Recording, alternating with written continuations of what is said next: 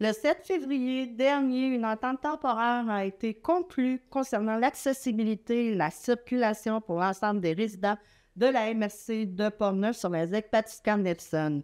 Cette entente a été conclue suite à plusieurs discussions et séances de travail qui ont impliqué les acteurs de ce dossier, soit la MRC de Portneuf, la ZEC Batiscan-Nelson, la Corporation de développement économique de Saint-Raymond. Les résidents de la MRC de Portneuf pourront donc accéder et circuler librement sans aucun frais additionnel sur le territoire de la ZEC Batiscan-Nelson.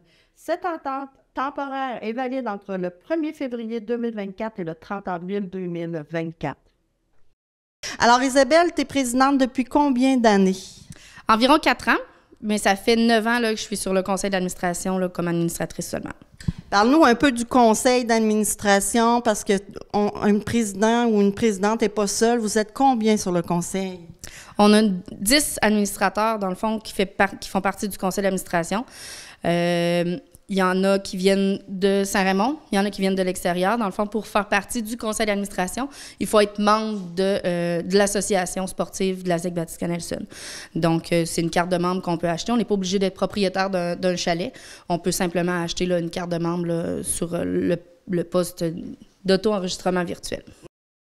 Il faut avoir sa carte de membre de l'année dernière pour être votant à votre prochaine assemblée qui va être? La prochaine assemblée va avoir lieu le 9 avril, ici à Saint-Raymond, au centre multifonctionnel. Par contre, comme vous l'avez mentionné, il fallait avoir acheté, dans le fond, notre carte de membre au 30 novembre 2023 pour participer à 2024. Parfait. Donc, parlons un peu de la ZEC, parce que là, ça fait 9 ans que tu es dans l'environnement de tout ça. Moi, j'aimerais ça en parler un peu, parce que c'est beau, c'est situé pas loin de Saint-Raymond. On entre par où pour aller à la ZEC, là? En fait, on a plusieurs accès. Pour ce qui est de l'été, on rentre à 3 postes d'accueil. On a le poste d'accueil Saguenay, Pertuis et de la Rivière-Mauvaise. Pour l'hiver, bien là, évidemment, il y a plusieurs autres accès parce qu'on a le privilège d'avoir beaucoup de neige dans le nord de Saint-Raymond. Donc, il y a plusieurs autres accès là, qui sont accessibles. Cependant, là, on a les 3 postes d'accueil qui permettent de défrayer notre coût là, pour accéder au territoire. Parce qu'on n'a pas le choix. Une ZEC, c'est régi par une loi. On va en venir parce qu'on est ici un peu pour parler de ça. Donc, il y a une loi qui a été faite en 1978, mais qui a été comme remise à neuf, si on peut dire, depuis ces années-là. On pourrait peut-être en parler un peu, mais la ZEC appartient au gouvernement, appartient à tout le monde un peu. C'est sûr que la ZEC, c'est un territoire libre, dans le fond. Par contre, elle est gérée par les ZEC, les zones d'exploitation contrôlées.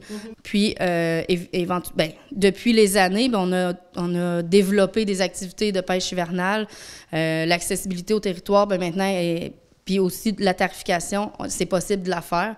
Fait qu'avec toute la loi, là, on est venu à nous à se dire, écoutez, c'est la loi, on va se plier à cette loi-là, puis on va être dans toute la légalité possible.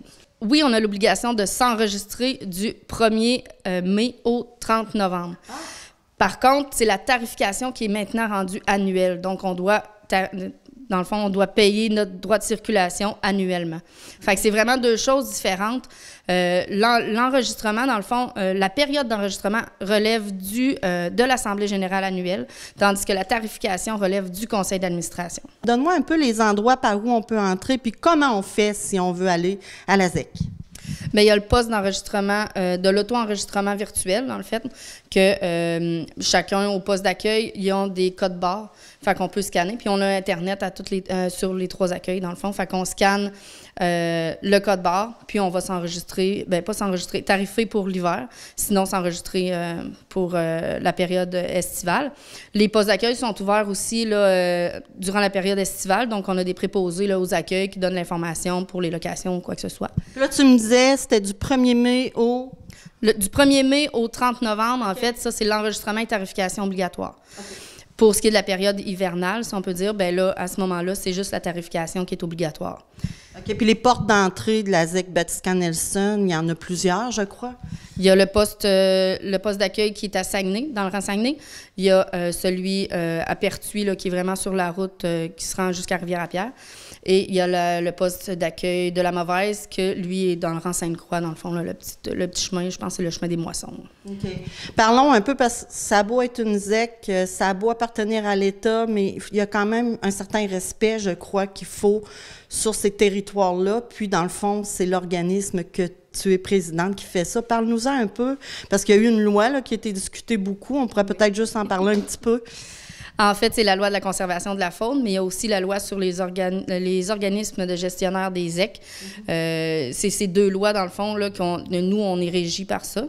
Il y a aussi un protocole d'entente qu'on signe à tous les 5 ans avec le ministère. Donc, on est vraiment régis de toutes parts, en fait. On ne peut pas faire n'importe quoi. Il y a aussi, on fait juste parler de la tarification. Là, présentement, pour accéder au territoire, c'est 12,50 par séjour. Mais on pourrait pas charger de 15 $ parce qu'on est c'est le maximum, c'est 13 $ je pense cette année. L'année prochaine, ça sera peut-être 13,50 ou 14. On est là-dedans là, présentement. Fait qu'on est tarifé là-dessus. Comme les journées de pêche, on pourrait pas augmenter à 75 $ pour aller une journée de pêche sur le territoire. On a vraiment des barèmes. Comme ce qui est aussi pour ceux qui vont accéder au territoire cet hiver qui n'auront pas défrayé leur coût. Il y a des amendes prévues pour ça. Puis les amendes, on est dans le minimum, dans le fond, qu'on peut permettre, qui nous est permis. Donc, c'est 500 $. Puis on pourrait aller jusqu'à 1500.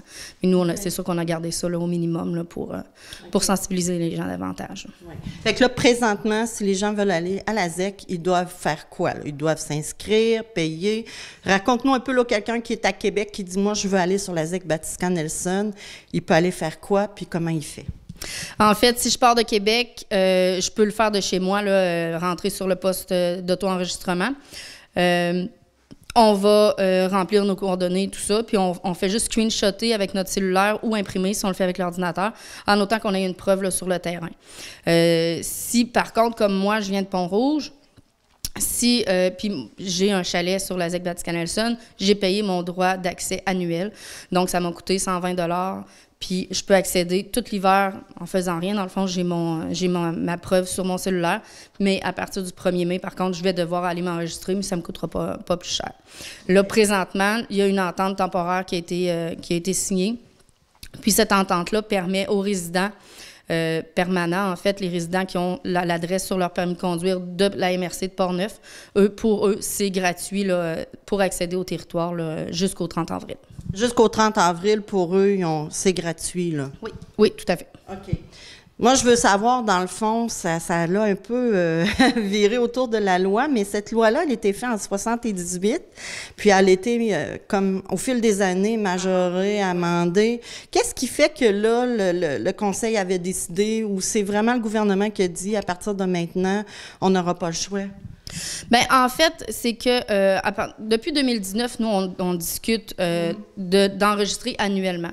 Nos membres n'étaient pas chauds à l'idée parce que, étant donné qu'il y a plusieurs accès pour le territoire, si la personne a été à l'étape par la fédérée puis décide en revenant, bien là, elle ne pouvait pas s'enregistrer. Fait que de là, le pourquoi qu'on a décidé de mettre la tarification annuelle. Au départ, on avait mis la tarification hivernale seulement aux 65 $ du 1er décembre au 30 avril, puis ça avait été accepté par le ministère. Sauf que là, les gens se sont rués dans les brancards un petit peu. Puis là, le ministère, il a fait « Oh, attendez un petit peu, il y a du chialage, qu'est-ce qu'on regarde avec ça? » Là, ils ont dit « Oh, la tarification hivernale, finalement, est plus permise. » Fait que là, d'accord, on fait quoi alors? Bien, ça va être tarification annuelle. Donc, 120 $ annuellement pour ceux qui veulent avoir leur droit d'accès. Fait que là, l'entente qu'on a, étant donné que c'était un peu aussi le changement de tout ça, bien, la tarification annuelle, bien, elle est bonne jusqu'en avril 2025. Fait qu'on fait l'été et l'hiver prochain aussi pour la tarification annuelle. Puis après ça, dans le fond, ils ont eu 6 mois de... d'over, mettons, ouais. Puis, de bonus, je dirais, plus de bonus que d'over. Puis, de cette manière-là, le ministère, ils ont fait affaire avec des avocats beaucoup, ils ont sorti des avis juridiques. Fait que là, c'est sûr que d'ici quelques années, ça va être la majorité des ZEC là, qui vont devoir appliquer la loi, en fait. Mais nous, on n'était pas les premières à le faire, là. Il y en a en 2011, 2010, 2011, 2012, là, il y en a déjà plusieurs là, qui avaient mis ça en place. Puis on est la 20e ou 21e ZEC là, sur 63 ZEC là, à le faire. Fait qu'autrement dit, le gouvernement, peut-être qu'il voyait que c'était pas rentable, donc il s'est dit, ben on n'a pas le choix, là, il faut à un moment donné mettre un minimum. Là. Mais c'est que dans notre protocole d'entente, une ZEC doit s'autofinancer aussi. Fait que c'est notre manière aussi d'aller chercher des sous. Puis, il avait été nommé aussi, parce qu'on a quand même eu plusieurs rencontres dans le dernier mois, il avait été nommé, étant donné que c'était le conseil d'administration qui vote la tarification, il avait été nommé, changer la tarification au 1er décembre, puis remettez-la au 30 avril. Mais c'est quelque chose qu'on peut pas faire ça. Puis, tu sais, le ministère, il nous a bien réécrit, il a dit non, ça, on peut pas faire ça. Fait que, tu sais, on est tous en train, là, de... Puis, on remercie le ministère quand même parce qu'ils sont avec nous, puis ils nous expliquent que M. Bourget, je dois y parler au moins 3-4 fois par semaine, juste pour nous donner l'information. Bien, ça, non, vous pouvez pas faire ça. Ça, oui, on pourrait... ça. Fait que, tu sais, c'est beaucoup, beaucoup de travail, là. Pour une bénévole, ça commence à faire pas mal. Du bénévolat, mais ça prend quand même beaucoup de règlements, beaucoup de règles pour faire en sorte que tout soit bien fait dans les règles de l'art, si je peux dire. Je connais bien l'article 19 et la 106.2, je vous la confirme. Oui, moi, j'ai appris, sont longues. Fait que, dans le fond, qu'est-ce qui s'en vient, là, c'est jusqu'en avril 2025, les gens qui prennent leur tarification. La tarification annuelle va être bonne jusqu'en avril 2025. Puis pour ce qui est de l'entente, comme je disais, ça va se terminer en avril 2030, mais il y a quand même une table avec une table sectorielle là, qu'on est en train de monter, puis on veut la monter quand même rapidement pour être sûr d'être prêt à l'hiver prochain pour plus avoir cette problématique-là. On a entendu beaucoup dans le dernier mois. On a été victime d'intimidation, moi la première. C'est sûr que c'est pas évident. Je vous confirme que j'aime vraiment pas la politique. J'aime faire du bénévolat, mais pas la politique. Mais c'est ça, on va travailler fort là, pour... oui, accommoder tout le monde, mais vraiment faire respecter la loi avec le pouvoir qu'on a, le devoir aussi de le faire. Tout ça en ayant en tête la protection puis le développement de la ZEC. J'avais rencontré quelqu'un à une rencontre, puis il m'avait expliqué quelqu'un qui prend sa passe, mettons, pour l'année, puis qui veut amener des amis, là. Puis je la comprends pas encore, là. C'est qu'il paye 120, mais s'il amène, mettons, il a le droit à combien de personnes de sa famille sur sa passe ou... En fait, comme moi, étant donné que j'ai des enfants qui viennent avec moi, mes plus jeunes qui ont 18 ans et moins, mais qui ont leur permis de conduire, ils peuvent, et même mon conjoint, ça me coûte 140 $ dans le fond, puis j'ai le droit à 3 véhicules et plus. Comme moi, j'ai ma motoneige quand j'accède au territoire l'hiver. Mon chum a sa motoneige, puis mon fils aussi a sa motoneige, donc ça me coûte 140, puis c'est une tarification annuelle. C'est un 20 $ de plus et non pas, comme on avait entendu, 120, 120, 120. Non, oui, c'est ça. C'est sûr qu'il faut... j'ai appris aussi dans tout ça quand même de laisser les réseaux sociaux parler, mais des fois, on lit l'information qui est transmise, puis on a le goût de répondre pour dire non, c'est pas ça, mais après ça, on se fait réprimander de l'autre côté, puis on se fait tirer des roches. Donc, on essaie, en tout cas... Je me plie les doigts pour pas répondre souvent, là, mais c'est ça. Pour une famille, c'est 140 $ dans le fond que ça pourrait coûter. Mais ça, c'est différent quand même l'été, parce que si moi, j'accède au territoire avec mon camion, puis j'ai 4 personnes embarquées avec moi, dans le fond, c'est moi qui paye la tarification. Donc, les autres personnes, ils payent pas, là. C'est ça. OK. Puis, mettons que quelqu'un veut aller te voir à ton chalet, là, exemple. Lui, il paye, par exemple. Lui, il paye. Je vais mais pas l'année. Je vais le recevoir avec de la soupe, mais lui va payer son droit. Mais ça, c'est correct. Bonjour. Alors, je suis avec Martin Vézina de la ZEC Batiscan-Nelson. Martin, je suis contente de t'avoir avec moi. Là, on va parler de la ZEC. Dis-moi, ça fait combien de temps que tu es ici? Je suis à la ZEC déjà depuis 37 ans. Je vais commencer ma 29e année comme directeur général. Auparavant, j'étais comme patrouilleur sur le territoire, là. Donc, on peut dire que tu connais très, très, très bien la ZEC Batiscan-Nelson. Oui, effectivement. On fait toujours des farces parce que les gens me disent « Tu connais toutes les roches qu'il y a dans le chemin, tout ce qu'il y a sur le bord du chemin, chacun des arbres. » Fait que non, c'est vrai, effectivement. Après toutes ces années, là, quand même beaucoup de terrain. Donc, non, je connais mon territoire pas mal, oui. Dis-moi, comme directeur général, tu as combien d'employés à l'année ou pas à l'année, temps plein, temps partiel à peu près? Au total, on est 4 employés qui est sur une base annuelle. Et puis, normalement, saison estivale, là, on va jusqu'à 22 employés. C'est quand même beaucoup. Dans le fond, c'est les employés qui sont aux entrées de la ZEC. Oui, effectivement. On a des personnels d'accueil, on a des gens qui travaillent à la protection de la faune, on a des gens à la gestion de la faune, on a des gens à l'entretien, et puis aussi des gens qui travaillent au niveau de notre voirie pour l'entretien des routes. OK. Parce que dans le fond, la ZEC, elle est gérée par vous autres, par l'organisme, puis c'est toi qui mets tout ça en place pour que la ZEC reste belle, puis que c'est ça, que tout reste comme c'était avant. Bien, effectivement, c'est sûr qu'il y a toujours de nombreux travaux à faire sur le terrain pour s'assurer l'accès au territoire et aussi développer là, de nouveaux accès et de nouvelles activités aussi au fil des années, là. Est-ce que tu peux me dire combien le territoire fait en arpents ou en kilomètres carrés? Ben oui, le territoire, c'est tout petit. Là, on parle d'un territoire de 876 km². Et avec un réseau routier d'environ 250 km de routes forestières qu'on entretient bon an mal an. Moi, je trouve ça petit, mais en tout cas. Donc, quand tu as commencé à travailler à la ZEC, est-ce qu'il y avait beaucoup de monde sur le territoire par rapport à maintenant? Là, tu pourrais dire que c'est devenu comme une influence assez marquée? Bien, moi, ce que j'ai vécu, c'est que j'ai vécu l'évolution des routes. Ouais. Parce qu'au départ, le réseau routier était relativement petit. Avec les opérations forestières, au fil des années, ça a permis de développer l'ensemble du territoire et puis d'accéder un peu partout sur le territoire. Aujourd'hui, il n'y a presque plus de plans d'eau là, qui sont, disons, inaccessibles par voie routière. Il y en reste quelques-uns que ça se fait seulement par voie terrestre, mais la majorité sont relativement proches de notre réseau routier. Puis là, le fait que vous allez être à l'année, est-ce que ça va faire en sorte que là, les gens vont venir plus souvent? Est-ce que ça va agrandir un peu votre territoire pour protéger tout ce monde-là ou non? Ou... Bien, effectivement, là, avec notre ouverture à l'année, maintenant, on a acquis 2 motoneiges, fait qu'on est présent sur le territoire 12 mois par année, ce qui n'était pas le cas il y a déjà 2 ans où on était là seulement en période estivale ou automnale. Et puis maintenant, là, avec cette acquisition-là, on peut être sur le territoire plus fréquemment, là. Puis ces motoneiges-là, c'est pour une question de sécurité, mais c'est aussi pour aider les sentiers probablement à être plus carrossables, si on peut dire. Oui, effectivement, parce qu'aussi, il faut considérer qu'avec l'ouverture de notre pêche blanche, bien, ça nous amène des suivis à faire au niveau des pêcheurs. Évidemment aussi, on fait un petit peu d'entretien de sentiers de motoneige avec nos grattes qu'on a, mais aussi on a quand même l'entretien de nos bâtiments locatifs, parce que la ZEC, on a quand même 4 chalets locatifs qu'on loue sur une base soit estivale ou hivernale. Et puis aussi, on a des prêts à camper dont on fait l'entretien lorsqu'il y a des gens qui veulent les louer, parce qu'on les loue aussi l'hiver là, maintenant. Là. OK. Puis vous les louez comment? On fait ça par Internet ou on vient vous voir ici à Saint-Raymond? Ou... La façon la plus simple, c'est de nous appeler tout simplement pour réserver. L'hiver, c'est strictement les prêts à camper qu'on a en location, parce que nos chalets locatifs, eux autres, sont loués sur une base hivernale à un seul individu. OK. Puis dis-moi, qu'est-ce qu'on peut faire à la ZEC Batiscan-Nelson pour les gens qui nous écoutent? Là? Bien, c'est sûr qu'il ne faut pas se cacher. La ZEC, au départ, c'est une ZEC de pêche. Fait que la majorité de nos activités sont reliées à la pêche. C'est sûr que quand on arrive à l'automne, il y a toujours la fameuse chasse au petit gibier là, qui est très, très populaire.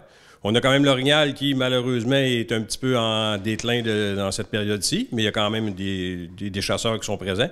On parle d'environ près de 500 chasseurs quand même d'orignaux qui sont présents. Et puis, ce qu'on a vécu de nouveau l'an dernier, c'est que la récolte de chevreuil a dépassé celle de l'orignal. C'est quelque chose, le chevreuil est chassable sur le territoire depuis une dizaine d'années. Et puis cette année, on a dépassé la récolte de chevreuil versus l'orignal. Fait qu'on n'a pas juste plus chez nous, il y en a aussi dans les ZEC un peu plus de chevreuil. Bien, effectivement, nous, comme ZEC, si on regarde, on compare avec nos voisins très peu de chevreuil. Par contre, chez nous, étant donné qu'on est près de Saint-Raymond, peut-être que la limite sud nous offre quand même une bonne population pour le chevreuil, là. OK. Puis les gens peuvent pêcher l'hiver, pêcher l'été aussi. Oui, effectivement. La pêche d'hiver est strictement sur quelques plans d'eau qui changent annuellement. C'est jamais les mêmes plans d'eau pour la plupart. C'est sûr que là, la période de pêche blanche, elle va se terminer pour nous le 10 mars. Elle est débutée déjà depuis le 15 janvier. Si on est encore capable d'aller sur les lacs s'ils sont gelés, là. Oui, bien c'est sûr que le petit redout dernièrement n'a pas changé grand-chose de ce qui se passe sur le territoire. Là. Quand même, les plans d'eau sont sécuritaires à ce niveau-là. Il y a quand même un bon couvert de glace, là. Donc là, je vais parler un petit peu plus de la loi. Après 30 ans de travail ici, je suis sûre que tu la connais un peu. Donc, c'est la loi pour la faune, la protection, celle qui régit les ZEC, dans le fond. En fait, le règlement de chasse et pêche sur les ZEC il découle de la loi sur la conservation de la mise en valeur de la faune. OK. Fait que, à toutes les lois, il y a des règlements. La loi interdit quelque chose, mais le règlement lui permet, dans un encadrement XY, là, de pratiquer ces activités-là. Puis les amendements, au fil des années, viennent les changer. C'est sûr qu'il y a des modifications qui se font un petit peu, peut-être pas tous les ans, je vous dirais peut-être 5-10 ans, là, il y a des changements qui sont apportés suite à des problématiques au niveau de l'application surtout du règlement. Là, on a parlé avec Isabelle tantôt un peu de comment fonctionnait l'organisme, mais on pourrait parler un peu plus de ce qui est au-dessus de l'organisme de la ZEC Batiscan-Nelson. Vous avez une fédération, si je peux dire, ou un regroupement? Oui, effectivement, ce qu'on appelle le réseau ZEC. Le réseau ZEC, eux autres, ils nous représentent au niveau national. Il y a 63 ZEC au Québec. Fait qu'eux autres, la fédération, eux autres, leur mandat, c'est de s'assurer que toutes les ZEC aient les outils nécessaires. Et c'est eux autres aussi qui font les démarches pour les subventions générales là, qu'on peut appliquer à chaque année. Là. OK. Puis il y a combien de ZEC au total au Québec? Au total, il y a 63 ZEC au Québec. Il y en a répartis à peu près dans toutes les régions du Québec. Les plus grosses régions de ZEC, on parlera surtout de Mauricie et Saguenay-Lac-Saint-Jean. Puis là, vous êtes régi, dans le fond, par le ministère de l'Environnement, mais vous avez aussi les gens de la faune qui viennent, ou comment ça fonctionne là, au-dessus de votre régie de la ZEC? Bien, c'est sûr que maintenant, le ministère, là, c'est le ministère de l'Environnement, la lutte contre les changements climatiques, de la faune et des parcs. Ça, on s'est promené d'un ministère à l'autre déjà depuis le début de la création des ZEC en 1978. Fait que, dans le fond, c'est eux autres qui régissent l'ensemble des règlements qu'on a respectés. Là. OK. Fait que c'est vraiment eux autres, dans le fond, qui viennent dire s'il y a un changement à la loi, qui vous aident à faire en sorte que ça devienne un peu plus légal, si je peux dire. Effectivement, c'est toujours eux autres qui ont le dernier mot.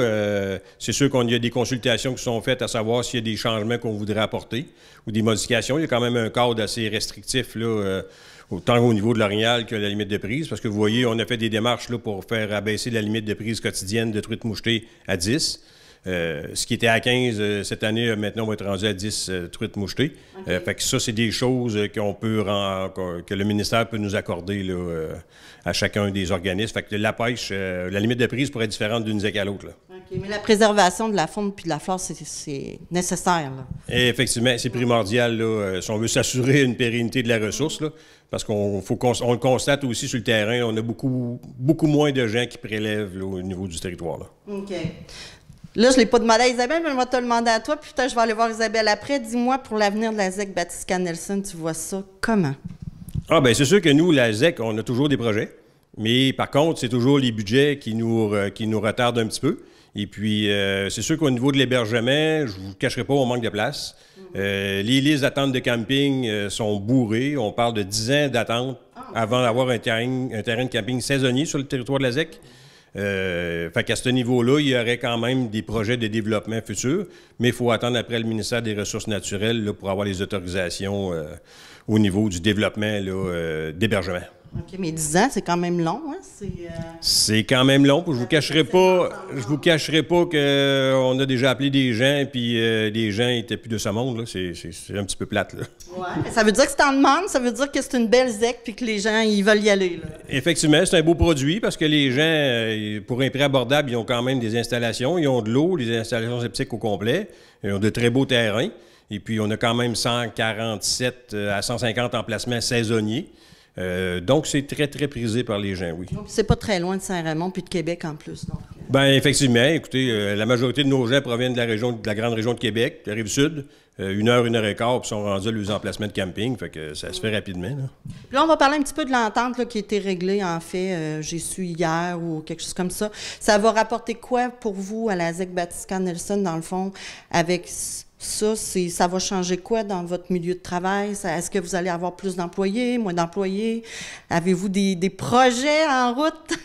Bien, c'est sûr que, écoutez, nos prévisions de départ, on parlait entre 12 et 15 000 $ de revenus pour la première hiver. Avant l'entente, on était rendu à plus de 20 000. Fait que maintenant que l'entente qui permet aux gens résidents de Portneuf de circuler gratuitement, bien, c'est sûr que là, il y a quand même une compensation financière, qui arrive de la MRC de Portneuf. Mais il faut quand même considérer que tous les gens non résidents de Portneuf doivent, eux autres aussi, acquitter les frais là, pour accéder au territoire. Là. Puis, il ne faut pas oublier qu'il va falloir qu'ils fassent une preuve qu'ils sont vraiment des résidents de la MRC de Portneuf. Oui, effectivement. La preuve, évidemment, toute personne, normalement, qui circule avec un véhicule, normalement, a un permis de conduire. Fait que le permis de conduire va faire foi de la preuve de résidence. Fait qu'oubliez pas d'amener votre permis de conduire si vous allez sur la ZEC Batiscan-Nelson. Bien, effectivement, normalement, c'est une pièce qu'on traîne quand on arrive, quand on se promène en véhicule, parce que ça arrive occasionnellement qu'on voit la Sûreté du Québec se promener sur le territoire. Là. Fait que les autres font des vérifications assez strictes. Fait que Martin, dis-nous, pour l'entretien de tout ça, ça prend combien de temps?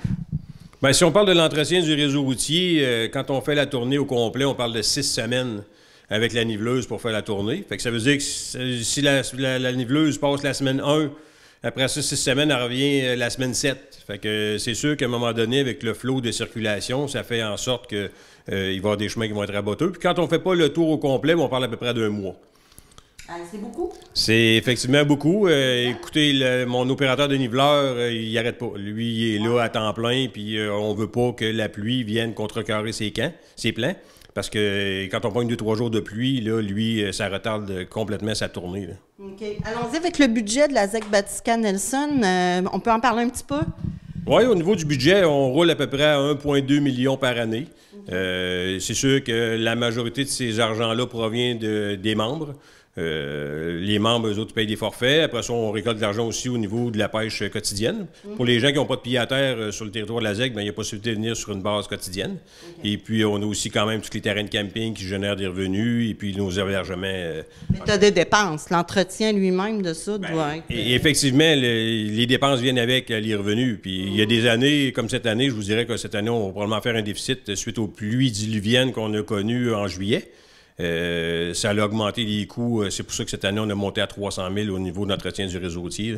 300 000. Puis là, si ça continue à avoir des hivers, des étés très pluvieux, bien, votre entretien va monter. Oui, puis avec les pluies du mois de décembre dernier, 23 décembre, on a eu des dommages à certains endroits là, qui ont été cachés par la neige. Mais lorsque cette belle neige-là fondra au printemps, bien, les dommages vont rester sur place. Fait qu'il va y avoir des travaux déjà de prévus au printemps là, pour réparer les sections qui ont été endommagées suite au coup d'eau un petit peu avant les fêtes. Là. Fait qu'Isabelle, parlons un peu de la carte Interzec. Bien, en fait, c'est une carte qu'on a travaillée. Ça fait quand même presque 3 ans qu'on travaille à élaborer ce projet-là. De notre côté, le conseil d'administration a déjà pris une résolution, dans le fond, là, d'aller de l'avant pour une carte Interzec, principalement avec les gens de la ZEC de la Rivière-Blanche. C'est sûr que ça doit être adopté aussi de leur côté. Je sais qu'il y a déjà eu des discussions là-dessus. Puis il y a eu des discussions aussi là, pour l'ouverture annuelle là, de la ZEC de la Blanche. Là. Ça, dans le fond, ça serait comme une carte. On aurait une carte, puis on pourrait se promener dans toutes les ZEC. Dans le fond, le projet qui est sur la table présentement, c'est que moi, je paie ma tarification annuelle à ma ZEC. La personne de la Blanche paye à sa ZEC aussi. On paie un supplément, exemple, de 30, 40, 50 $ pour avoir accès sur les 2 territoires.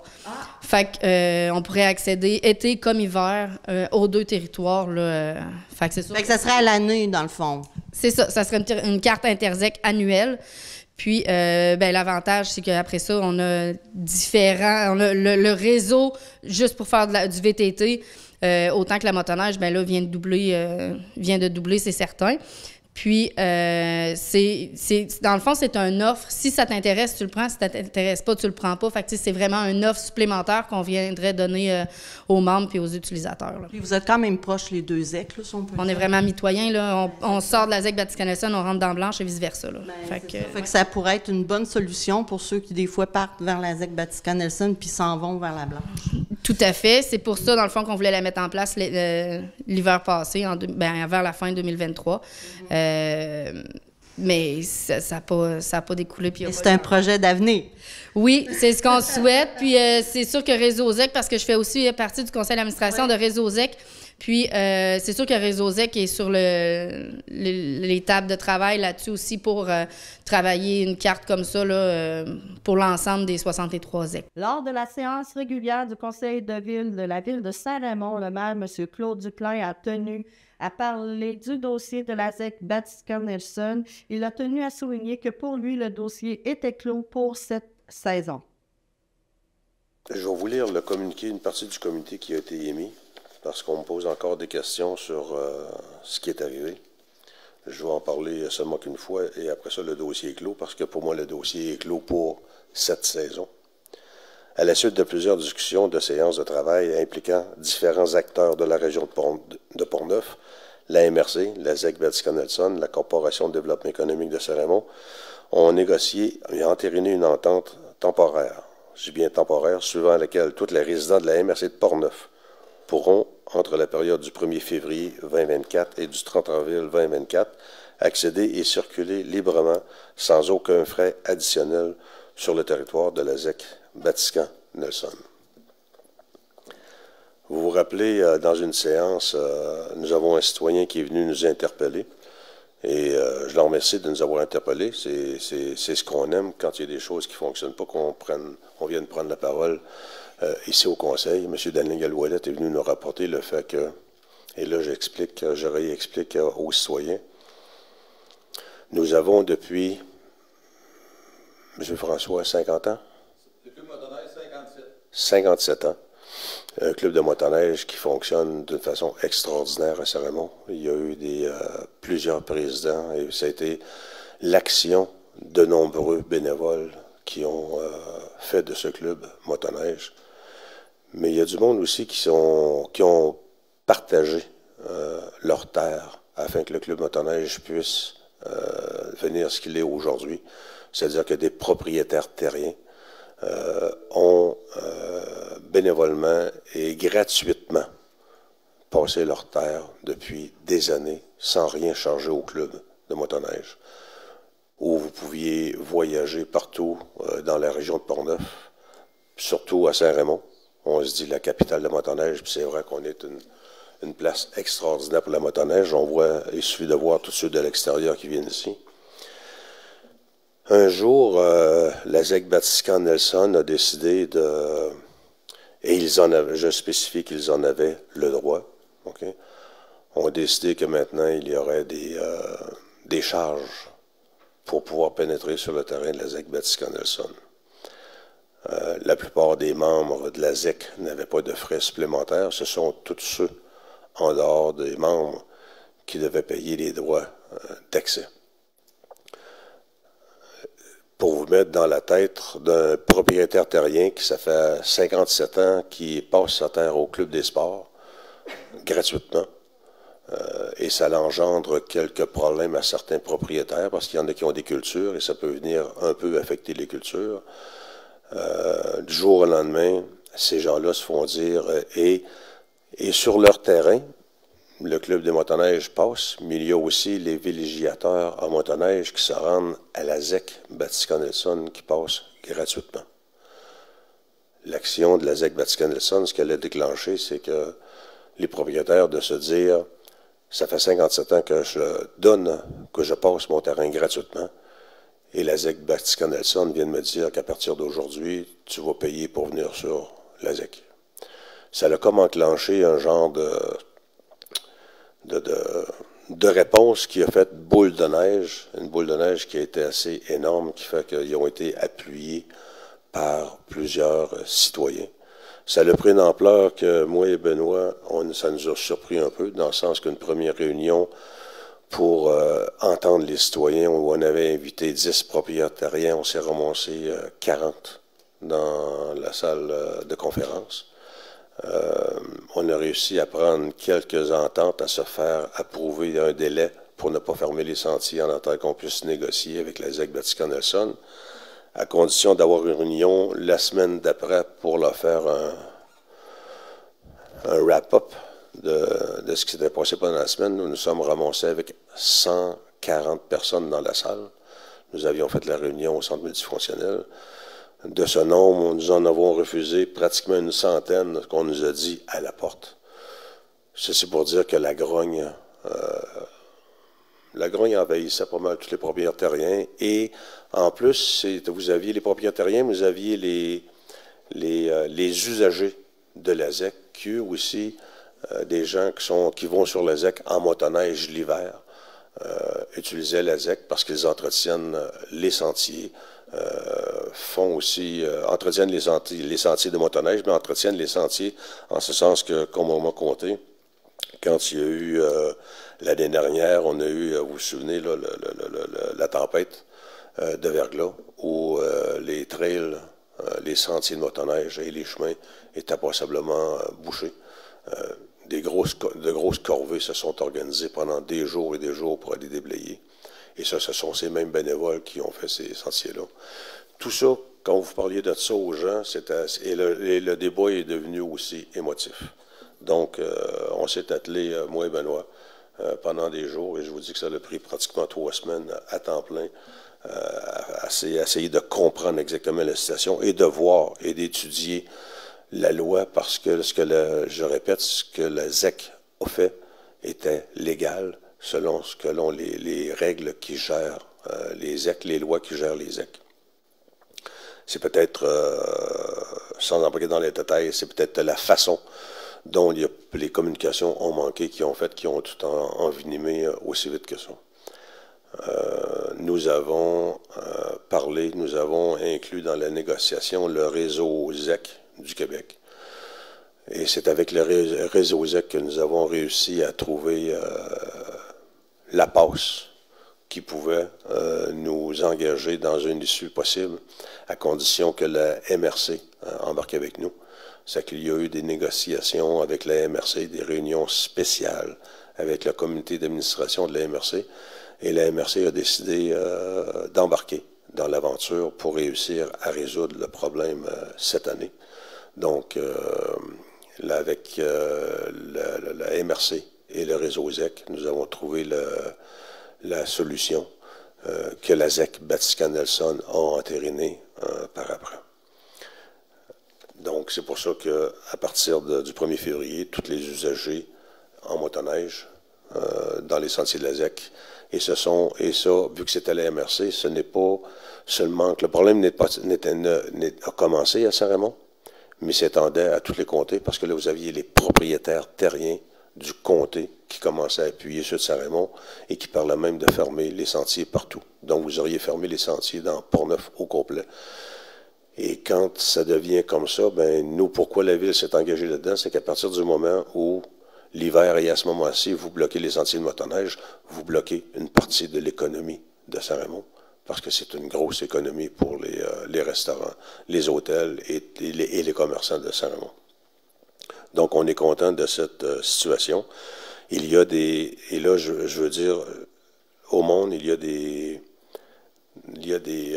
nous avons négocié ça, mais avec d'autres conditions qui doivent suivre. Là, ce qu'on a fait, c'est de régler temporairement le problème, mais suite à ces événements, il va y avoir aussi un comité avec probablement l'UMQ, l'Union des municipalités, la Ville de Saint-Raymond, le réseau ZEC, le réseau fédéré de motoneige, avec les ministères qui sont impliqués pour qu'on trouve une situation, mais une situation globale par rapport à la situation.